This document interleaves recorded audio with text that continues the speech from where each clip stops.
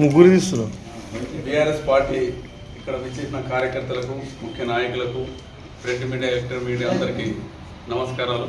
జై తెలంగాణ, జై కేసీఆర్, జై కేసీఆర్, జై కవితమ్మ. ఏదైతే కోటగిరిలో బోనస్ పైసలు విషయానికి వచ్చినట్లయితే, ఏదైతే 500 బోనస్ ఇస్తామని కాంగ్రెస్ ప్రభుత్వం వచ్చిన తర్వాత మళ్ళీ దొడ్డు వాట్లకి ఇయ్యం, సన్న వాట్లకి ఇస్తామని వచ్చిన తర్వాత చెప్పి కొందరికి బోనస్ పైసలు వేయడం జరిగింది.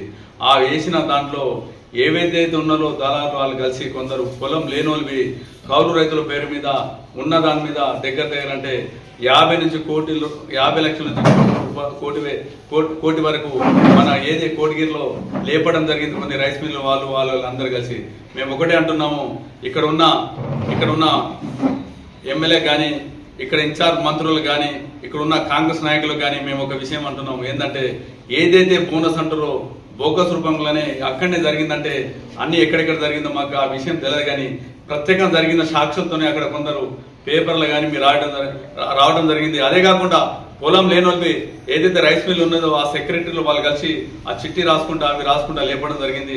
అసలు కాకుండా ఆ ప్రభుత్వం రికవరీ చేయాలి, ఏదైతే బాధ్యత చేసారో వాళ్లకు తగిన చట్టం ద్వారా శిక్షించాలని మేము డిమాండ్ చేస్తున్నాము.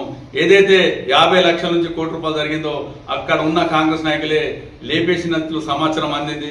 అదే కాకుండా కొన్ని రోజుల తర్వాత పేర్లు బయట పెడతాం.